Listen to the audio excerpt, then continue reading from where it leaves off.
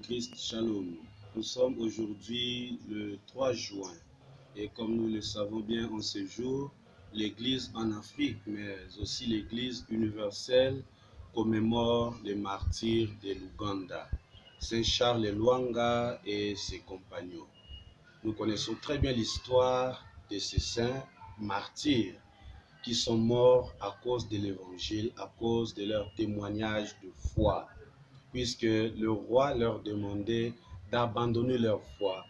Le roi leur demandait de rompre avec le christianisme ou bien à fréquenter les missionnaires. Mais à fort de leur conviction, Saint Charles Lwanga et ses compagnons ne vont pas abandonner la foi. Malgré les menaces, malgré les sommations du roi, malgré même les persécutions, ils ont continué à témoigner de leur foi. Et le roi n'a pas hésité d'utiliser sa force ou bien la violence par l'interruption même de leur vie en les tuant. Certains sont même tués vifs, brûlés vifs au feu. Cela nous renvoie aussi à comprendre leur foi ou leur conviction à travers la première lecture d'aujourd'hui. La première lecture tirée du livre de 2 Maccabées qui nous parle de 7 enfants qui ont accepté la persécution, qui ont accepté même la mort au lieu de refuser ou de rejeter la loi de leurs ancêtres.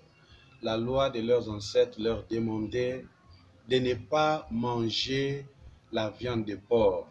Mais voilà le roi qui venait justement leur imposer une loi ou bien leur demandant de manger la viande interdite pourtant pas dans leur loi. Et ils vont accepter de mourir puisqu'ils avaient foi, puisqu'ils avaient espérance à la résurrection. Ils avaient cette conviction qu'après cette vie, ils auront une autre vie meilleure au ciel. Une vie que Dieu donne, offre à ceux et celles qui restent fidèles à sa loi ou à sa parole.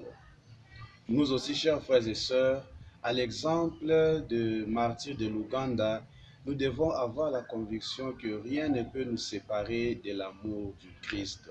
Comme Saint Paul le dit dans sa lettre aux Romains au 8e chapitre, même la mort, même les tribulations, même les persécutions, même les souffrances du monde présent ne peuvent jamais nous séparer de l'amour du Christ. C'est le témoignage que nous rend les martyrs de l'Ouganda. Et nous savons parmi les martyrs de l'Ouganda, il y avait les plus jeunes qui n'avaient que 12 ans, en la personne de Kizito, qui n'a pas eu peur de mourir, qui a manifesté de son courage, qui disait même au prêtre qu'on appelait Mapera, baptisez-moi Mapera, car le roi va me tuer. Et il disait encore, je ne suis pas trop jeune pour mourir. Chers frères et sœurs, le courage, la foi, l'exemple de ces martyrs doivent surtout animer nous, le chrétien d'aujourd'hui, à rester fidèles. Malgré les tribulations, malgré les vicissitudes du temps présent, nous ne devons pas abandonner notre foi, mais nous devons toujours la témoigner, puisque nous avons la conviction que le Seigneur nous rendra au centuple. Celui qui accepte de donner sa vie pour le Christ la recevra au centuple. Mais celui qui garde sa vie pour elle-même la perdra. Et Jésus dans l'évangile d'aujourd'hui nous dit, il n'y a pas de plus grand amour que de donner sa vie pour les autres, pour celui ou celle qu'on aime. Cette fête, chers frères et sœurs, me rappelle personnellement la formation acquise dans le groupe Kizito à Noirité.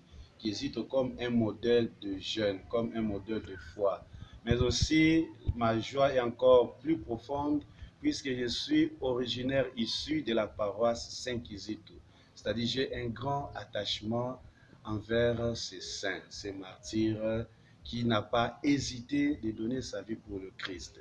Et nous aussi, offrons notre vie au Christ, comme le disait le pape Jean-Paul II, n'ayez pas peur du Christ. Ouvrez grandement vos portes au Christ. Il n'enlève rien, mais il vous ajoute encore beaucoup plus. Que Dieu Tout-Puissant nous bénisse et que par l'exemple de Saint Kizito, de Saint Charles Lwanga et compagnons, nous restions fidèles à la parole du Christ et que nous ne trahissons jamais notre foi. Au nom du Père et du Fils et du Saint-Esprit. Amen.